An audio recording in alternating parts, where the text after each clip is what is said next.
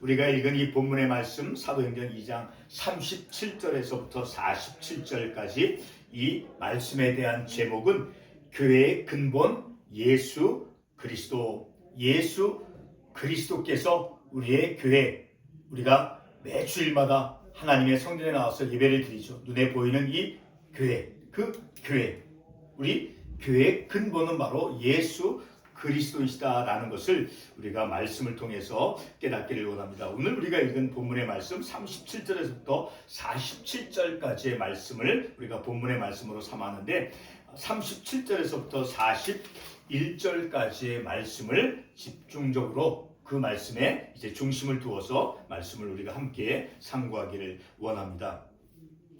오늘 우리 이 주일 본문의 말씀을 통해서 우리가 깨닫고자 하는 것 가운데 가장 중요한 것은 오늘 우리의 교회는 오늘 이렇게 주일 아침에 우리가 교회에 왔죠. 성전에 왔죠. 그 교회는 무엇 위에, 어떤 것 위에 그 교회가 우리가 주일마다 수요 예배 때 또 새벽 기도회 때 나오는 그 교회가 무엇 위에, 어떤 것에 기초 위에 그 교회가 세워졌는가 하는 것을 우리가 말씀을 통해서 깨닫기를 원합니다. 이렇게 교회가 어떤 것 위에, 무엇 위에 세워져 있는가 하는 것을 우리가 깨달아야 하는 그것은 바로 우리의 신앙 고백과 또한 연결이 되어지는 것입니다.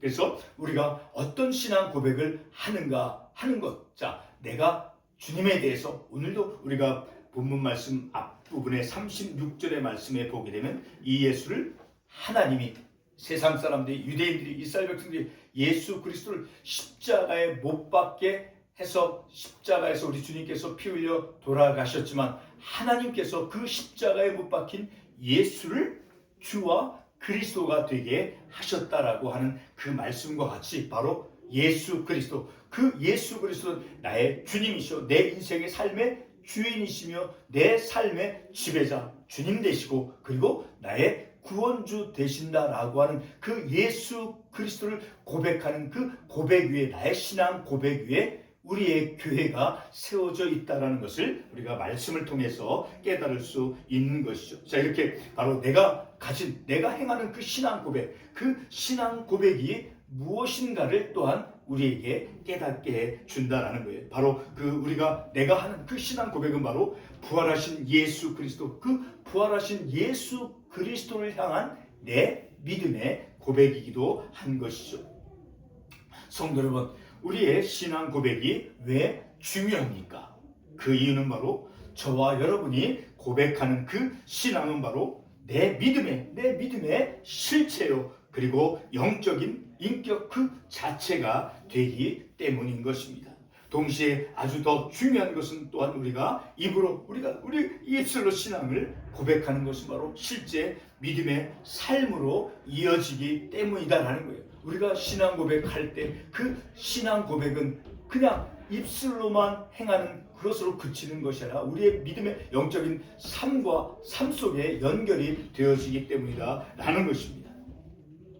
2026년도 부활주일은 저에게 그 어떤 해의 부활주일보다 더 진지하게 영적인 체험을 가져다 주었습니다. 예수님께서 부활하신 후에 이제 자신을 떠났고 배신하며 그리고 저주까지 했던 그 제자들을 내 형제다라고 부르셨던 그 주님을 새롭게 깨달은 것입니다. 바로 그 주님은 바로 용서와 긍휼의 마음을 이제 용서의 마음과 그리고 그 자신을 아프게 했고 떠났던 그 배신했던 그 제자들을 향한 그 용서의 마음뿐만 아니라 긍휼히 여겨주시는 그런 주님이다라는 것을 우리가 말씀을 통해서 깨달았죠. 다시 말해서 우리와의 그 관계가 뒤틀렸거나 그리고 깨어진 관계를 부활의 예수님의 그 마음으로 새롭게 회복해야 한다라는 것을 깨달은 것이죠. 결코 쉽지 않음에도, 그렇죠, 결코 쉽지가 않죠. 우리가 사람과의 그 관계를 우리가 변화시키고 회복시킨다라고 하는 것은 내 힘으로만, 그것이 결코 쉬운 일이 아니죠. 그럼에도 내가 신앙을 고백을 할 때 우리 주님은 내 삶의 지배자, 내 삶의 인도자, 내 삶의 주인 되신 그 주님 되시며, 그리고 그 주님은 바로 나의 구원주 되시라고 하는 그런 신앙 고백을 할 때 그 주님께서 반드시 우리의 삶의 여러 가지 다양한 문제가 우리 가운데 있다 할지라도 우리 주님께서 내 삶을 이끌어 가시는 그 주인 되심으로 반드시 주님께서 우리의 삶의 우리 인간관계 속에서 깨어지고 뒤틀려진 그런 인간관계를 하나님께서 회복시켜 주신다라고 하는 그런 믿음이 우리에게는 충분히 주어질 수 있다라는 것입니다. 자, 이러한 것을 본문의 말씀으로 돌아와서 상고하도록 하겠습니다. 본문의 말씀은 예루살렘에서 이제 교회가 최초로 어떻게 세워졌는가 하는 것을 말씀해 주고 있습니다. 이것을 위해 본문 우리가 읽었던 37절에서부터 47절까지의 본문 말씀이지만 특별히 37절에서부터 41절까지의 말씀만을 집중해서 우리가 말씀을 상고하기를 원합니다. 사도 베드로는 오순절에 부활의 주님을 설교했습니다. 베드로가 설교한 그 예수는 이스라엘 백성들이 십자가에 못 박은 예수님이었습니다. 그런데 베드로 사도가 사도행전 2장 36절에서 십자가에 못 박힌 예수를 어떻게 설교하고 있습니까? 어떻게 외치고 있느냐라는 거예요. 그 말씀을 보게 되면 너희가 십자가에 못 박은 이 예수를 하나님이 주와 그리스도가 되게 하셨느니라. 세상이 유대인들이 이스라엘 백성들이 예수님을 십자가에 못 박았지만 그러나 하나님께서 그 예수 그리스도를 이제 하나님의 능력으로 일으켜 세우셔서 주와 그리스도가 되게 하셨다라고 사도 베드로가 오순절에 예루살렘에 있는 그 경건한 유대인들 향해서 이스라엘 백성들 향해서 설교했던 것입니다. 베드로 사도는 세상이 죽인 예수를 하나님께서 우리의 인생의 주인과 구원주 되게 하셨다라고 말씀하고 있습니다. 바로 주라고 하는 것은 바로 헬라어 큐리오스, 바로 우리의 삶의 주인, 지배자. 자, 그 주인이 되게 하셨고, 그리고 크리스토스라고 하죠. 헬라어로 바로 구원주라고 하는 의미예요. 우리의 삶의 주인이 되게 해주셨고, 우리의 인생의 죄로부터 우리를 구원해 주신 구원주가 되게 하셨다라고 사도 베드로가 설교하고 있는 것입니다. 예루살렘에 있던 경건한 유대인들과 그리고 이스라엘 사람들이 이 베드로의 설교를 듣고 마음에 찔리며 그리고 우리가 어떻게 할까 어찌할꼬 하며 탄식하였습니다. 그것을 본문 37절에서 말씀해 주고 있죠. 베드로를 포함한 12사도들은 바로 그 예수 그리스도, 하나님께서 세상은 예수를 십자가에 못 박았지만 하나님께서 주와 그리스도가 되게 하셨다라고 하는 그 부활의 주님, 그 부활의 주님에 대한 바로 증인이 되었다라고 말씀하고 있죠. 베드로를 포함한 그 12사도, 사도행전 2장 32절에서 말씀해 주고 있죠. 이 예수를 하나님이 살리신지라 우리가 다 이 일의 증인이로다. 12사도, 오늘날 우리도 포함해서 우리가 모두가 다 부활의 주님에 대한 증인이 되었다라고 본문에서 32절에서 말씀해 주고 있죠. 부활의 주님께서 주님이 되시고 그리고 그리스도가 되심을 사도 베드로는 선포하고 있습니다. 이스라엘이 이제 십자가에 못 박은 그 예수는 죽음과 부활을 통하여 구원주 되셨다라는 것이 증명이 되어졌지요. 이와 같은 사실들이 베드로의 설교를 통해 이제 선포되었지요. 그리고 그 말을 들은 유대인들은 마음의 찔림과 우리가 어찌할꼬 하며 탄식하였습니다. 이와 같은 영적인 자극과 탄식은 중요한 결과를 가져왔지요. 본문 41절의 말씀을 보겠습니다. 본문 41절에서 이렇게 말씀하고 있습니다. 그 말을 받은 사람들은 세례를 받음에 이날의 신도의 수가 3,000이나 더하더라. 바로 우리 주님이 주와 그리스도가 되셨다라고 하는 그 사도 베드로의 그 설교의 말씀을 듣고 그 유대인들이 마음에 찔려 탄식하며 그리고 3,000명이나 되는 많은 수의 사람들이 세례를 받았다라고 본문에서 말씀하고 있습니다. 베드로의 설교는 타락한 세대 가운데 있던 3,000명의 사람들이 세례를 받는 그런 놀라운 결과를 가져왔다는 것을 우리가 말씀을 통해서 알 수 있죠. 이들이 받은 세례는 본문의 말씀을 통해서 알 수 있듯이 회개를 통한 그런 세례였죠. 회개를 통한 그런 성령 세례를 받은 것이다라고 본문 38절에서 말씀해 주고 있습니다.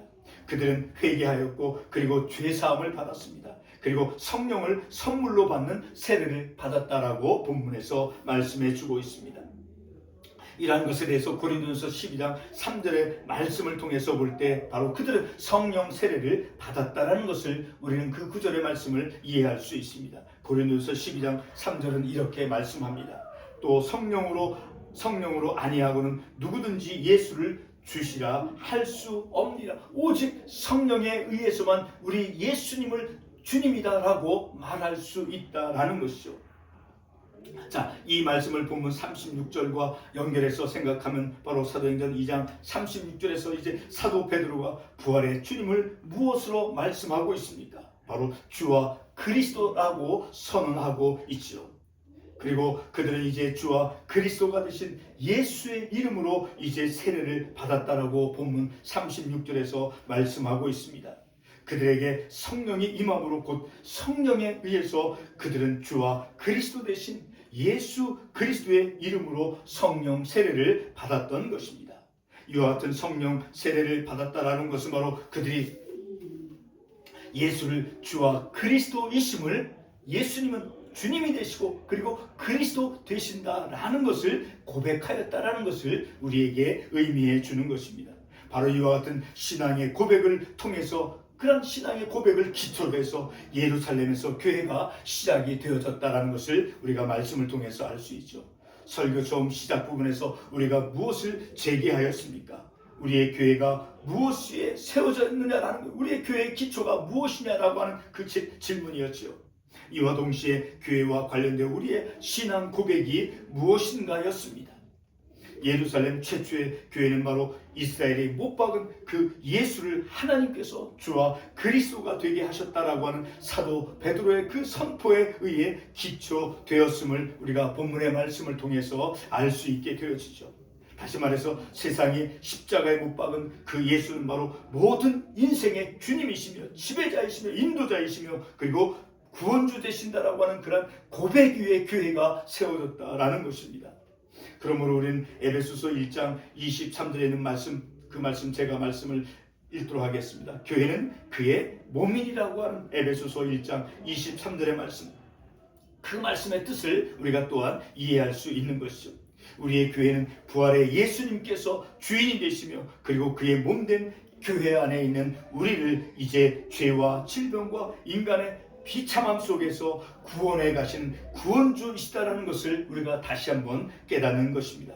그러므로 우리가 예수는 주님과 그리스도가 되신다는 것을 믿음의 고백으로 할 때 우리는 반드시 주님의 인도하심에 따라야 하며 그리고 이제 그 죄의 비참함으로부터 구원해 가시는 그 은혜를 충만히 입을 수 있게 되는 것입니다. 이 모든 것은 우리의 영적인 과업이기도 한 것입니다. 끝으로 한 가지 사실을 다시 한번 확인하고 말씀을 맺도록 하겠습니다. 우리의 주님 되시고 구원주 되시는 그 예수 그리스도는 부활 사건 후에 이제 자신을 떠났던 그 제자들을 내 형제들이라고 불렀지요.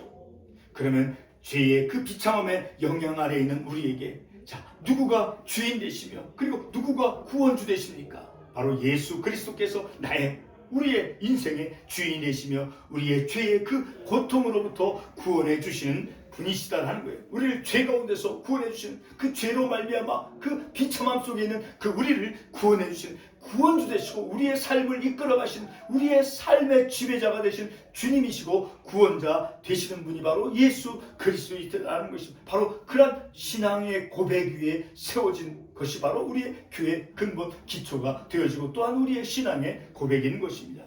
이것이 바로 오늘날의 우리의 신앙의 고백이며 동시에 이런 믿음의 고백 위에 우리의 교회는 세워졌다라는 것을 우리가 말씀을 통해서 깨닫는 것입니다. 기도하겠습니다.